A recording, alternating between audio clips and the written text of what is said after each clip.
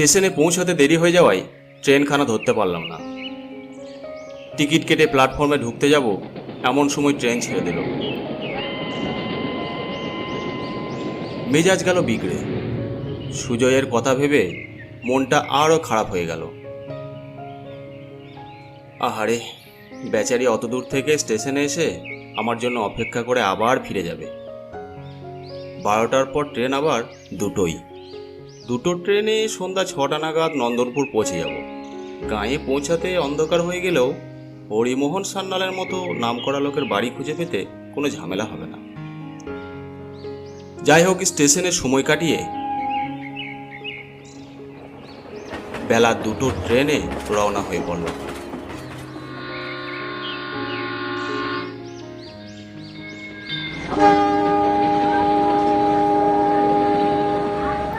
আমার college friend Sujoy গরমে ছুটিতে সে এখন গাঁয়ের বাড়ি গেছে। যাবার আগে সে আমাকে বারবার করে অনুরোধ করেছিল অন্তত 2-1টা দিনের জন্য আমি যেন তাদের গাঁ দেখে আসি। ওদের স্টেশনটার নাম নন্দনপুর স্টেশন। স্টেশন থেকে ওদের গ্রাম বীরশিলা অনেকটা পথ। রাত 8:30টার পর ওই স্টেশন থেকে ওদের গ্রাম যাওয়ার জন্য রিক্সা পাওয়া যায়, তারপর আর কোনো রিক্সা পাওয়া যায় না। তখন পায়ে হাঁটা ছাড়া কোনো উপায় নেই।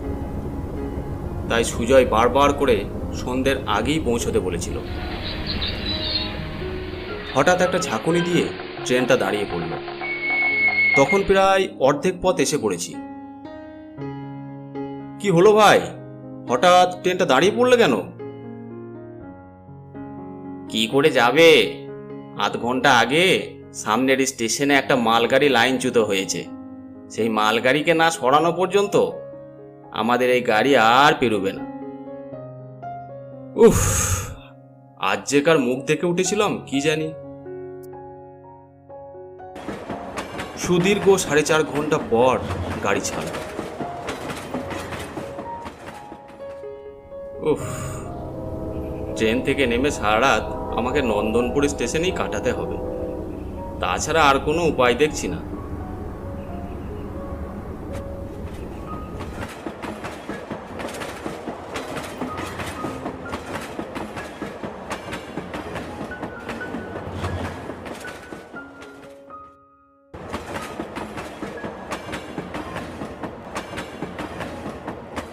রাত 11টায় নন্দনপুর পৌঁছালাম।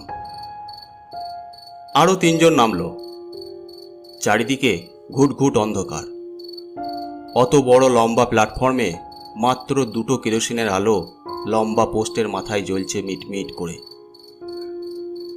প্ল্যাটফর্মে নেমে এদিক ওদিক চেয়ে দেখলাম। তার মধ্যে অপর প্যাসেঞ্জার 3 জন অন্ধকারের মধ্যে কোথায় যে হারিয়ে গেল তার হদিশ পেলাম না। আমি একেবারে নিঃসঙ্গ হয়ে পড়লাম। অগত্যা আমি টিকিট কাউন্টারের দিকে পা বাড়ালাম।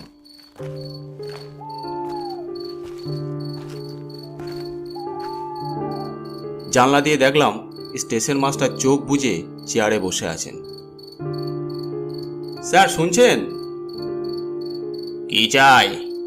টিকিট? আগে না, আমি এই ট্রেনে আসানসোল থেকে এলাম, বীরশিলা যাব। অনেক দূরের রাস্তা, তাছাড়া এখানে আমি একেবারে নতুন। এর আগে এই অঞ্চলে কোনোদিন আসিনি, পথঘাট কিছুই জানি না। তাই এত রাতে যাওয়া আমার পক্ষে উচিত হবে না। আপনি যদি আজ রাতের মতো আপনার এখানে আমার থাকার ব্যবস্থা করে দেন। বেশ তো, পাশের ওয়েটিং রুমে থাকুন, দরজা খুলে দিচ্ছি, আলো একটা দিতে পারি। স্টেশন মাস্টার লণ্ঠন নিয়ে বেরিয়ে এসে ওয়েটিং রুমে তালা খুলে দিলেন। বললেন, দরজা বন্ধ করে শুয়ে পড়ুন, অন্ধকারে অসুবিধা হতে পারে আপনার, আলোটা অল্প জেলে রাখতে পারেন। ধন্যবাদ। মালগাড়িটা ডিরেল হয়ে যাওয়াতে আপনার মতো অনেককেই অনেক দুর্ভোগ আজ পোয়াতে হবে। স্টেশন মাস্টার চলে গেলেন। আমিও দরজায় খিল এঁটে দিলাম। ঘরের মধ্যে বেশ চওড়া 2টো বেঞ্চি পাতা। তারই একটাতে শটান শুয়ে পড়ে আকাশ পাতাল ভাবতে লাগলাম। একে নতুন জায়গা, তার উপর এই রকম পরিস্থিতি, মোটেও ঘুম আসছে না। তবু ভাবতে ভাবতেই একসময় দু চোখে ঘুম নেমে এলো। আর সেই সময় দরজায় ঠক ঠক শব্দ। কে ঠক ঠক করছে আবার? স্টেশন মাস্টার নয় তো? তাড়াতাড়ি উঠে গিয়ে দরজা খুলে দিলাম। দেখলাম একজন আধবুড়া লোক আমার দিকে তীক্ষ্ণ দৃষ্টিতে চেয়ে আছে। বলল, কোথায় যাবেন আপনি? আমি বীরশিলা যাব। আসুন না, আমার গাড়ি আছে। না না, এত রাতে আর যাব না। যাদের বাড়ি যাব তারা এখন হয়তো ঘুমাচ্ছেন। এত রাতে তাদের আর জাগিয়ে বিরক্ত করে লাভ নেই। আসুন না। কি এমন রাত হয়েছে? রাত 9টাও বাজেনি এখন। 15 মিনিটের মধ্যে পৌঁছে দেবো আপনাকে। আসুন। কি বলছো হে? খুব কম হলেও রাত 12টা হবে এখন। এই বলে হাতের ঘড়ির দিকে তাকালাম। তাকিয়ে একেবারে হতবম্ব হয়ে গেলাম। দেখলাম ঘড়িতে 9টা বাজতে তখনও 10 মিনিট দেরি। এ কি? আমি আবার ঘড়ির দিকে তাকালাম। হ্যাঁ, ঠিকই তো, 10 মিনিট দেরি রয়েছে 9টা বাজতে। তাহলে আগে যা দেখেছি সেটা চোখের ভুল। ইস, এতক্ষণ অযথাই আমি ওয়েটিং রুমে বসে আছি। ট্রেন থেকে নেমে যদি স্টেশনের বাইরে যেতাম তাহলে গাড়িও পেয়ে যেতাম, আর সুজয়দের বাড়িও এতক্ষণে পৌঁছে যেতাম। এমন চোখের ভুল তো আমার কখনো হয়নি। বাবু! লোকটির ডাকে হুঁশ ফিরে পেলাম। বাবু, যাবেন নাকি? আমি এবার গাঁয়ে ফিরে যাব। আসুন, এরপর কিন্তু আপনি আর গাড়ি পাবেন না। আচ্ছা বেশ, চলো। বীরশিলায় বাড়ুজ্যেপাড়ার হরিমোহন সান্যালের বাড়ি যাব। লোকটি আর কথা না বলে এগিয়ে চলল। আমি ওর পিছন পিছন স্টেশনের বাইরে এলাম। ভীষণ অন্ধকার চারিদিকে। ভালো করে তাকাতে নজর পড়ল রাস্তার ওপর একটা ঘোড়ার গাড়ি দাঁড়িয়ে আছে। নিঝুম রাতে কোথাও কোনো সাড়া শব্দ নেই। কি ব্যাপার? রাত 9টা বাজেনি, অথচ রাতের এমন চেহারা। এখন রাত 9টা না 12টা বোঝা মুশকিল। ভাবতে গিয়ে মাথাটা ঝিমঝিম করে উঠল। রাত 9টা হোক আর 12টা, এমন থমথমে রাতে, এমন জমাট অন্ধকারের মধ্যে আমার যেতে মন চাইল না। আমরা ততক্ষণে গাড়িটার কাছে এসে দাঁড়িয়েছি। দেখলাম ওটা একটা ফিটন গাড়ি। ঘোড়াটাও বেশ তেজি। এইটা আমার গাড়ি, উঠে পড়ুন। 10 মিনিটের মধ্যে আপনাকে পৌঁছে দেব বীরশালায়। আপনাকে নামিয়ে দিয়ে আমি বিক্রমপুর চলে যাব। না, আজ আর যাব না, কাল সকালেই যাব। শুনে লোকটা স্থির দৃষ্টিতে আমার দিকে তাকালো। মনে হলো তার চোখ দুটো যেন পাথরের মতো স্থির। আমার অস্বস্তি হতে লাগলো। শুধু শুধু কেন এখানে সারা রাত কষ্ট করে পড়ে রইবেন? কেমন যেন একটা অজানা ভয় নিয়ে আমি ফিটন গাড়িতে উঠে বসলাম। বুকটা ভয়ে ভারী হয়ে রইল। ফিটন চলতে শুরু করলো।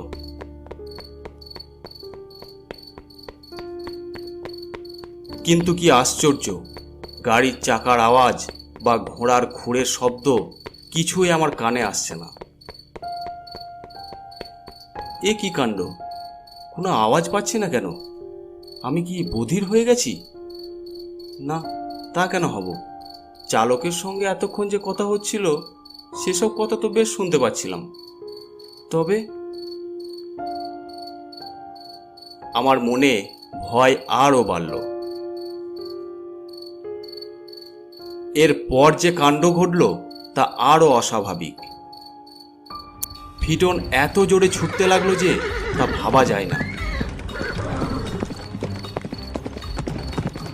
হাওয়ার চেয়েও জোরে গাড়ি ছুটছে। আমি বেশ বুঝতে পারছি এইভাবে গাড়ি চললে খুব অল্প সময়ের মধ্যেই আমি জ্ঞান হারিয়ে ফেলব। ভয়ে আমার হাত পা যেন ঠান্ডা হয়ে আসতে লাগলো। গাড়ি থামাও, গাড়ি থামাও, গাড়ি থামাও। এরপর কি হয়েছিল আমার মনে নেই, কারণ তারপরই আমি জ্ঞান হারিয়ে ফেলি। জ্ঞান ফিরতে দেখি আমি সুজয়দের বাড়িতে শুয়ে আছি। আমার সামনে একটা দেওয়াল ঘড়ি ছিল, তাতে দেখি 8টা বাজতে 10 মিনিট দেরি। মুহূর্তের মধ্যে সমস্ত ঘটনা আমার মনে পড়ে গেল। আমি এখানে কি করে এলাম সুজয়? আজ ভোরে তোকে মাঠের মাঝখান থেকে তুলে আনা হয়েছে।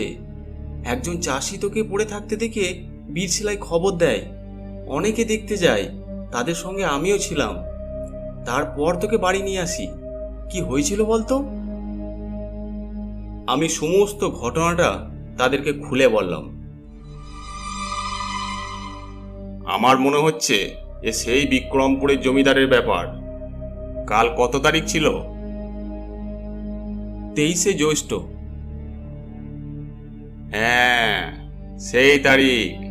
এই তারিখেই আরও 3বার এই ধরনের ঘটনা ঘটেছে শুনেছি। 23শে জ্যৈষ্ঠ বিক্রমপুরের জমিদার মশাইয়ের ছেলের অপঘাতে মৃত্যু হয়েছিল না বাবা? কি ব্যাপার জ্যাঠা মশাই? প্রায় বছর 20 আগের কথা।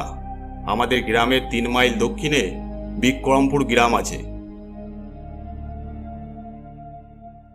সে সময় এই গ্রামের জমিদার ছিলেন রায় বাহাদুর নিহারেন্দু চৌধুরী। তার বয়স তখন 65। তার স্ত্রী অনেক দিন আগেই দেহ রক্ষা করেছেন। একমাত্র পুত্র সঞ্জীব চৌধুরীর বয়স তখন 35। বিয়ে থা করার দিকে সঞ্জীবের কোনো ঝোঁক ছিল না, বরং বিয়ে করবেন না বলেই সে মনে মনে স্থির করে রেখেছিল।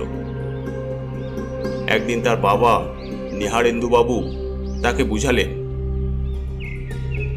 দেখো বাবা, আমার বয়স হয়েছে, আর বেশি দিন বাঁচব না। মরার আগে তোমার বিয়েটা আমি দেখে যেতে চাই। কিন্তু বাবা, আমি স্থির করেছি বিয়ে করব না।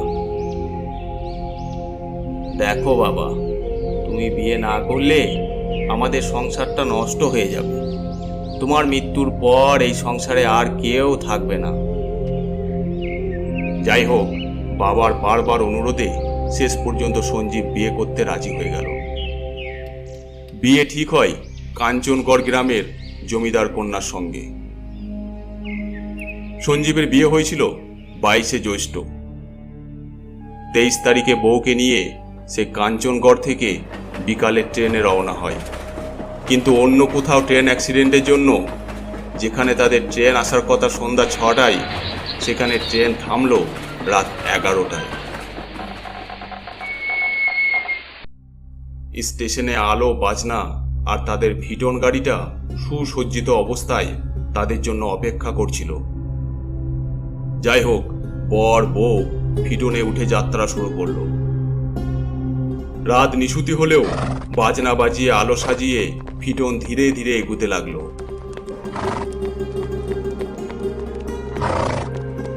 বীরশিলা গায়ের প্রায় কাছাকাছি আসতেই হঠাৎ ঘোড়াটা খেপে গেল। কেন খেপে গেল, কি কারণ ঘটেছিল তা আর জানা যায়নি। ঘোড়াটা খেপে 2-4টে পাক দিয়ে রাস্তা ছেড়ে নেমে ছুট দিল।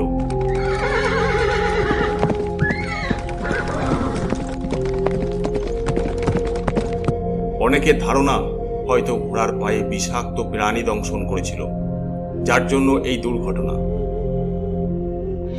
কোচওয়ান কিছুতেই সামলাতে পারল না ঘোড়াটাকে। রাস্তার ধারেই ছিল গভীর এক খাল। সেই খালের জলে তলিয়ে গেল বর বধূ আর কোচওয়ান সমেত পুরো গাড়িখানা। সেই দিনটা ছিল 23শে জ্যৈষ্ঠ। পুত্রের ওইরূপ শোচনীয় মৃত্যু সংবাদ পাওয়ার সঙ্গে সঙ্গে রায় বাহাদুর চৌধুরী হৃদরোগে আক্রান্ত হয়ে মারা যান। এরপর বাড়ির অন্যান্য লোকেরা পরপর কয়েকদিন যাবৎ রাত্রে নানা রকম ভয়ের দৃশ্য দেখে ওই বাড়ি ছেড়ে পালাতে বাধ্য হয়। বাড়িটা এখন বনজঙ্গলে ঘেরা পুরো বাড়ির রূপ নিয়েছে। এই হলো বিক্রমপুর জমিদার বাড়ির ইতিহাস। শুনে আমি স্তম্ভ হয়ে গেলাম। তাহলে গতকাল আমি এক প্রেতাত্মার কবলে পড়েছিলাম? হ্যাঁ, গত 20 বছর ধরে ওই নির্দিষ্ট তারিখে নির্দিষ্ট সময়ে সেই ফিটন গাড়ি চালকের প্রেতাত্মা তার অলৌকিক ফিটন গাড়িটি নিয়ে স্টেশনে অপেক্ষা করে। সেই সময় যদি কোনো ব্যক্তিকে সে তার আয়ত্তের মধ্যে পেয়ে যায়, তাহলে তাকে ওই নির্দিষ্ট খালের জলে ডুবিয়ে মারার চেষ্টা করে। আমি বরাবরই খুব সাহসী প্রকৃতির। ভূত প্রেতের প্রতি আমার চরম অবিশ্বাস ছিল, কিন্তু গতকাল যা ঘটলো আমার জীবনে, ভূতকে অবিশ্বাস করি কি করে?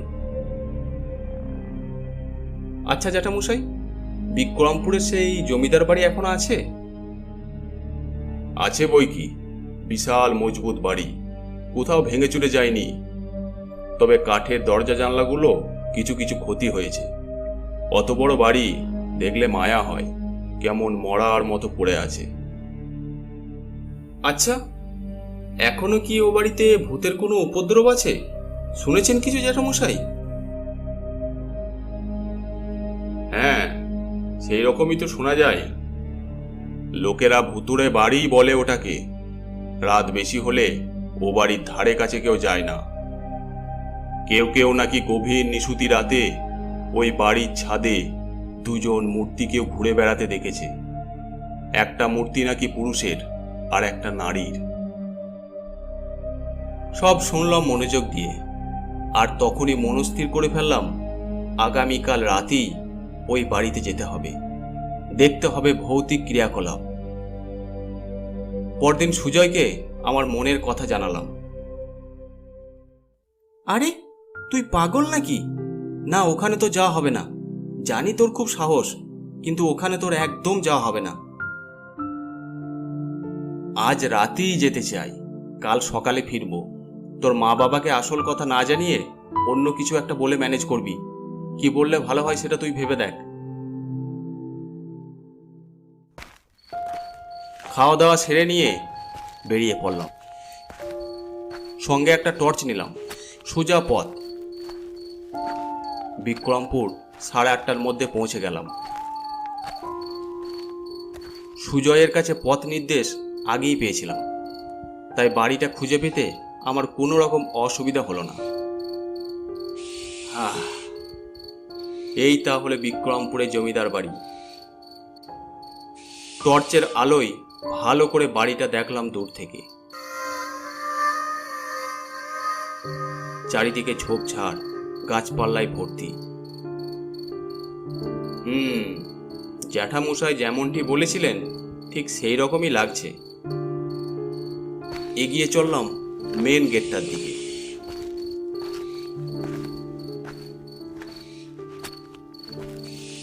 রাত বিরেতে পোড়ো বাড়িতে ঢোকা বা শ্মশান ঘাটে রাত কাটানো, এসবের মধ্যে অলৌকিক ভয়ডর আমার মনে কিছু স্থান পায় না। তবে সাপ খোপের ভয় যে হয় না তা নয়। টর্চের আলোয় ভালোভাবে লক্ষ্য রেখে মেন বারান্দায় গিয়ে উঠলাম। চারিদিকে দরজা লাগানো। আমি আরো এগিয়ে গেলাম।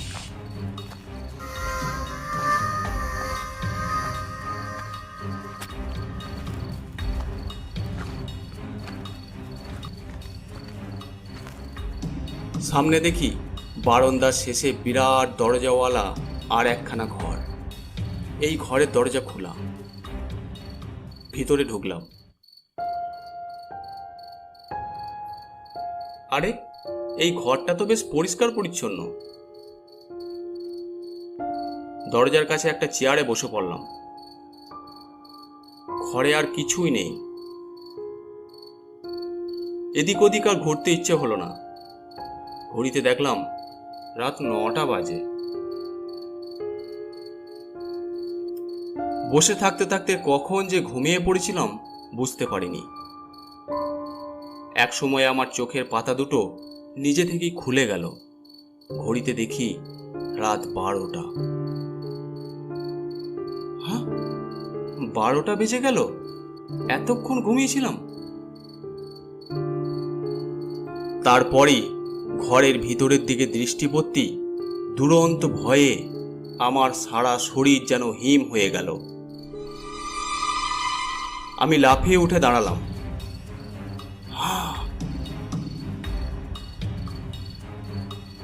দেখলাম ঘরের মেঝের ওপর পাশাপাশি দুটো সুসজ্জিত চেয়ারে অপরূপ সাজে বর আর বধূ বসে রয়েছে। তারা আমার দিকে তাকিয়ে আছে।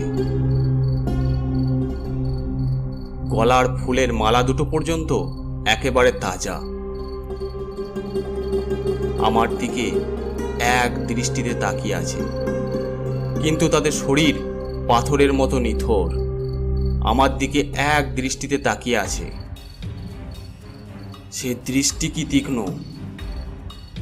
বুঝতে পারছি এই দৃশ্য আর আমার পক্ষে বেশিক্ষণ সহ্য করা সম্ভব নয়। দেহের সমস্ত স্নায়ু অসাড় হয়ে আসছে। হঠাৎ চিৎকার করে বললাম, কে আপনারা? ওদের কাছে কোনো উত্তরই পেলাম না। এরপরেই দেখলাম আরো বীভৎস দৃশ্য। বর বধূর মূর্তি দুটি ধীরে ধীরে মিলিয়ে গিয়ে তাদের পরিবর্তে দুটি আস্ত নরকঙ্কালকে চেয়ারে বসে থাকতে দেখলাম। হ্যাঁ, এ কি দেখছি! এখানে আর এক মুহূর্ত নয়। প্রবল মানসিক শক্তি সঞ্চয় করে ছুটতে ছুটতে বাইরে বেরিয়ে এলাম।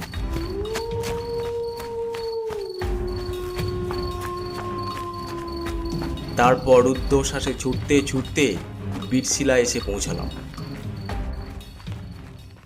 গল্পটি আপনাদের কেমন লাগলো অবশ্যই কমেন্ট করে জানাবেন। আর যদি ভালো লেগে থাকে তাহলে অবশ্যই চ্যানেলটিকে সাবস্ক্রাইব করে দেবেন আর লাইক শেয়ার করতে ভুলবেন না। আপনারা যদি ইচ্ছা করেন এরকম গল্প আমাদেরকে পাঠাতে পারেন, আমরা সেই গল্প অ্যানিমেশনের আকারে ফুটিয়ে তুলব। ডিসক্রিপশন বক্সে আমাদের মেল আইডি দেওয়া আছে, আপনারা সেখানে মেল করতে পারেন।